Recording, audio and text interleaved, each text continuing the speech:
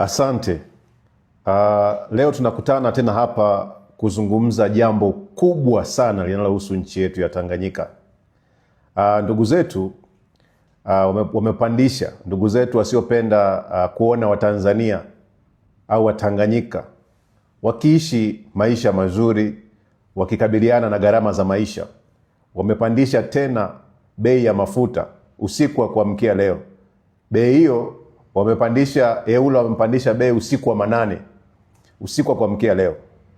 Sasa kabla sijafika mbali, nitawasomea baadhi ya bei jinsi ambavyo zimepanda.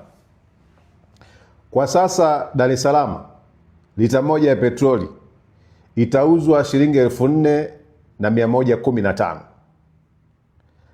Mkoa wa Katavi bei ya petroli ni 4,303. Mkoa wa Kigoma bei ya petroli ni 4,312. Mkoa wa Geita bei ya petroli ni 4,315. Sasa ndugu zangu, ukisomewa hizi namba unaweza kuona ni kitu cha kawaida sana mafuta kupanda kufika hapo. Sasa nitaeleza kwa kina ni kwa nini bei ya mafuta ilivyopanda inakwenda kuasili moja kwa moja maisha ya mwananchi wa Tanganyika. Kwanza, bei ya petroli na dizeli ndio kila kitu kwenye nchi yoyote inayoendelea, kwa sababu kila kitu ambacho mwanadamu anatumia kinategemea usafiri.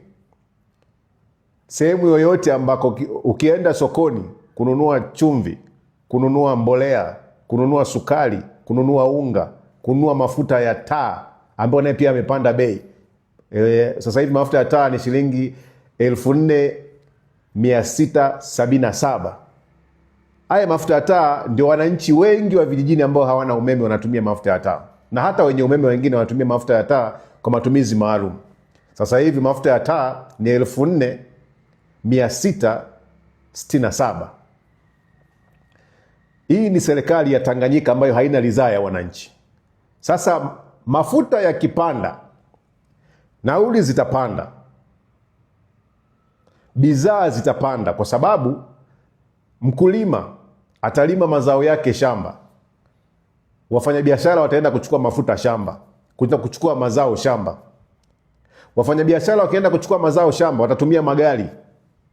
Kwa hiyo mkulima amelima mazao yake, mfanyabiashara akienda kuchukua mazao shamba yapeleke Dar es Salaam, Kigoma, Arusha, Iringa, Dodoma na maeneo mengine, huyu mtu mwenye gari atapandisha bei ya kusafirisha hayo mazao kuyapeleka sehemu husika ili wananchi waende wakatumie.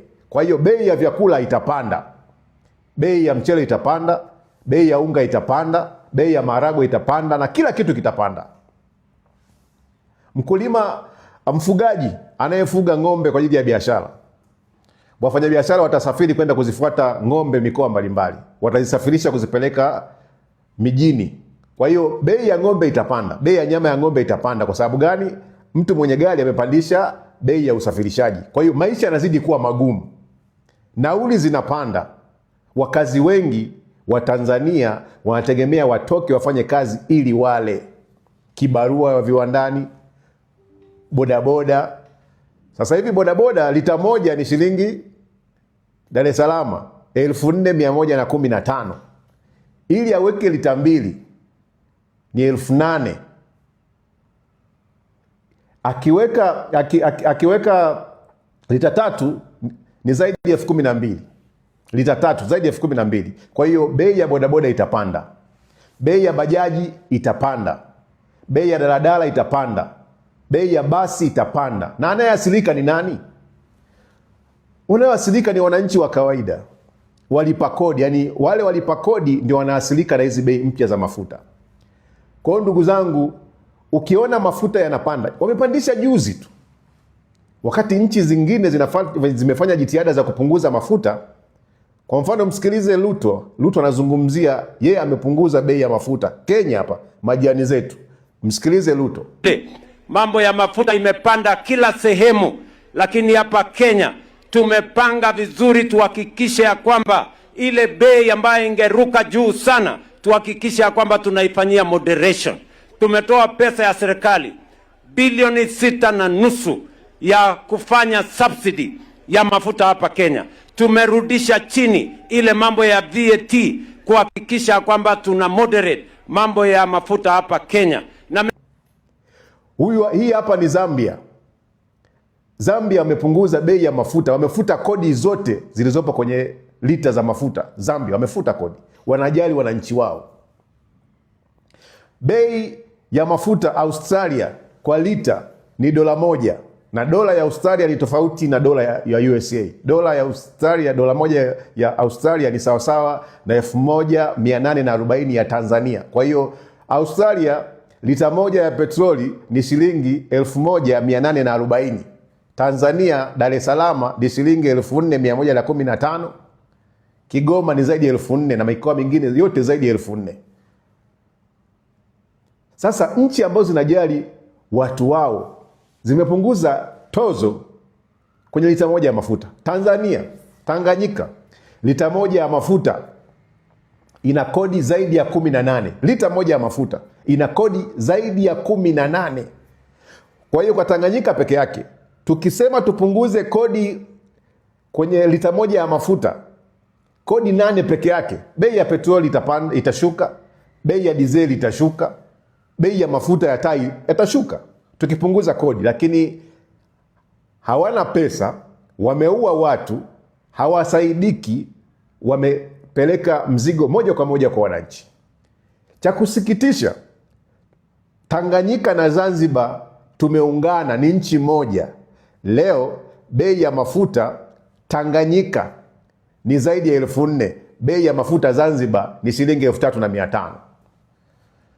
Hapa Zanzibar lita moja ya mafuta ni shilingi 3500. Sasa jiulize, kuna umbali gani wa kutoka Tanganyika kwenda Zanzibar? Kwa nini Tanganyika peke yake ndio vitu vinapanda?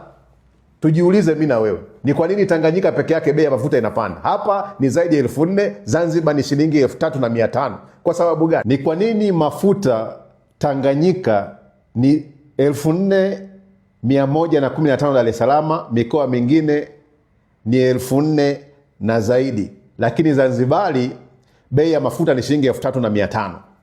Zanzibari ni Wazanzibari, ni nchi yao, wana rais Mzanzibari.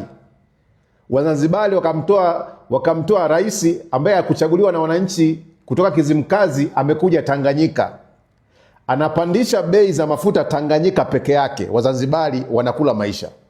Hii inatokea kwa sababu gani? Mali Watanganyika ndio tumelalamika, bandari imeuzwa. Zanzibari bandari zao zipo. Kwa sababu gani? Tumekopeshwa rais kutoka Zanzibar. Hana uchungu na sisi Watanganyika. Kama na uchungu na sisi Watanganyika, ni kwa nini Zanzibari mafuta ni shilingi 3500 lakini Tanganyika mafuta ni zaidi ya 4000? Kwa sababu gani? Mbona Wazanzibari mafuta yapandi? Sisi ni Watanganyika wamoja. Sisi ni Watanzania, tumeungana Tanganyika na Zanzibar kitu kimoja. Ni kwa nini Tanganyika mafuta 4000, kwa nini Zanzibar ni shilingi 3500? Mimi na wewe tujiulize. Kwa sababu gani?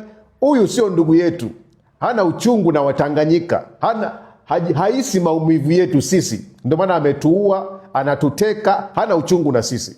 Hii haikubaliki. Hii ni nchi moja, haiwezekani Watanganyika tukaendelea kunyonywa na Wazanzibari. Sisi ni nchi moja. Zanzibar rais ni Mzanzibari, Tanganyika rais ni Mzanzibari, lakini Zanzibar mafuta 3500, Tanganyika ni 4000. Fikiria, chukua hatua Mtanganyika. Hawana habari na wananchi. Ndugu zangu, tusipochukua hatua kwenye swala la mafuta kwa sasa, tumeisha. Mafuta ndio kila kitu. Hata kama we utumii, utakutana nayo kwenye usafiri, utakutana nayo dukani, kwenye bidhaa, kila kitu kitapanda bei, kwa sababu kila kitu kinategemea mfumo wa mafuta nchini. Hata kama ni vita, ni kwa nini Tanganyika peke yake? Kwa nini Kenya wameshusha bei? Kwa nini Zambia wameshusha bei? Yaani sisi Tanganyika tuna uspesho gani? Sasa wakati haya maumivu mwananchi wa kawaida anayapata, wabunge pale Dodoma wako zaidi ya 360. Mbunge mmoja analipwa milioni 18. Kama kweli wanajali, hawa ni wabunge haramu, hamjawachagua, wanalipwa mshahara kwa mwezi milioni 18 na wanawekewa mafuta ya bure kwenye magari yao.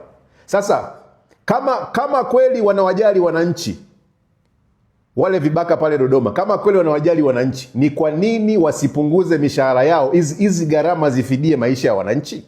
Kama wanawajali nyie wananchi, kama wanawajali nyie wananchi, ni kwa nini huyu rais haramu Samia, ni kwa nini asipunguze mshahara wake? Kama wanawajali nyie wananchi, ni kwa nini kodi, yani kwa nini gharama zote za maisha zikipanda wanapelekewa wananchi? Tozo wananchi, gharama ya mafuta ikipanda wananchi, nauli zikipanda maumivu kwa wananchi. Wao wako hawajui gharama yoyote, kwa sababu wakitoka ofisini wanapanda ma-VAT ambayo yamenunuliwa kwa kodi za wananchi, wanaenda nyumbani kwao. Kama kuna joto hawajui kuna joto, muda wote wamewasha ma-AC kwenye VAT zao, maumivu yote mnabeba nyie wananchi. Lazima tuchukue hatua. Tusipochukua hatua kwenye bei ya petroli na dizeli, tumeisha. Hata Marekani, tazama huyu kijana anaelezea yuko Marekani. Ndio hii hapa. Ise kumekucha bana. Sheli.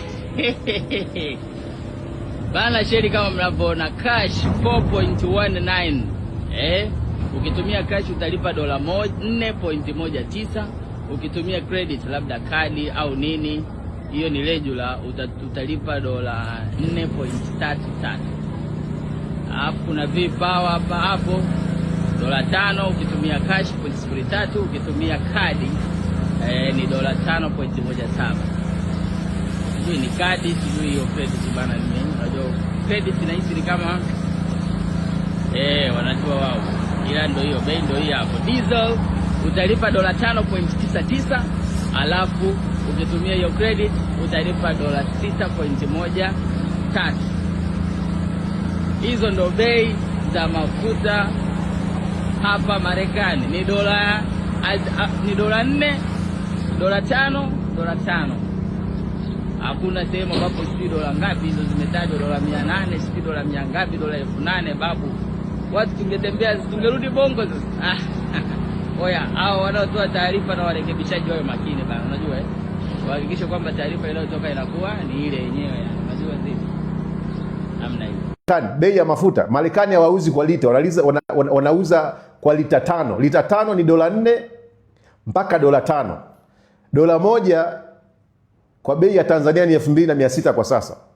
Yaani bei ya mafuta ya Marekani ukipiga kwa bei ya mafuta ya Tanganyika, yani sisi bei yetu ya mafuta iko juu zaidi ya Marekani, juu zaidi ya Australia, juu zaidi ya Kenya, juu zaidi ya Zambia.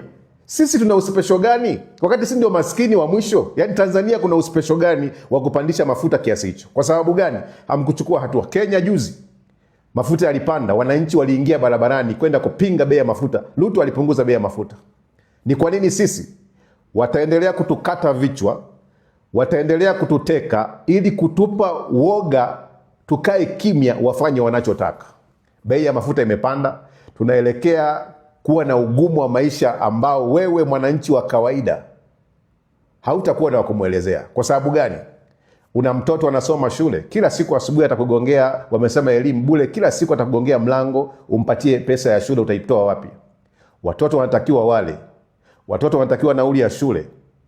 Ewe baba bodaboda, lita moja mafuta yamefika shilingi 4,000, unamudu hiyo bei?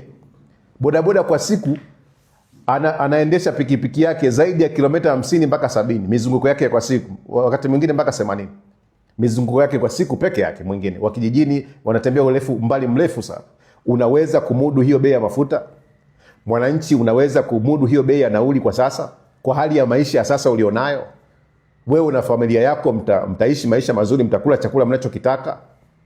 Kwa ndugu zangu, lazima tuchukue hatua, kwa sababu serikali haitujali sisi wananchi, wanajijali wao tu. Ni kwa sababu gani? Serikali haina ridhaa ya wananchi. Serikali haramu, haijachaguliwa kwa kula, haiwezi kutusikiliza, hawezi kufuata matakwa yako, kwa sababu sisi matakwa yetu hayawezi akafuata, kwa sababu sisi hatujawachagua. Kwa hiyo watatubuluza wanavyotaka. Kwa hiyo ndugu zangu, ni wakati wa kuchukua hatua. Hali itazidi kuwa mbaya kweli kweli. Chama chetu kilizungumza, wamepuuza. Mheshimiwa makamu mwenyekiti, Mheshimiwa John Heche alizungumza haya, wamepuuza. Mheshimiwa naibu katibu mkuu bara, Mheshimiwa Amani Gorugu alizungumza haya, wamepuuza. Taasisi mbalimbali zimetoa ushauri, wamepuuza. Kwa sababu gani? Haukuwapigia kula, hatukuwachagua, hawaongozi kwa sababu ya kula zetu, wanafanya wanachokitaka kwa sababu hatuna cha kuwafanya. Kwa hiyo ndugu zangu, lazima tusimame tukemee hili, kwa sababu kama wamepandisha juzi, hata miezi miwili haijapita wamepandisha tena, watakuja kupandisha tena. Kwa hiyo mimi na wewe tuchukue hatua kukomesha hiki ambacho kinaendelea Tanganyika. Thank you.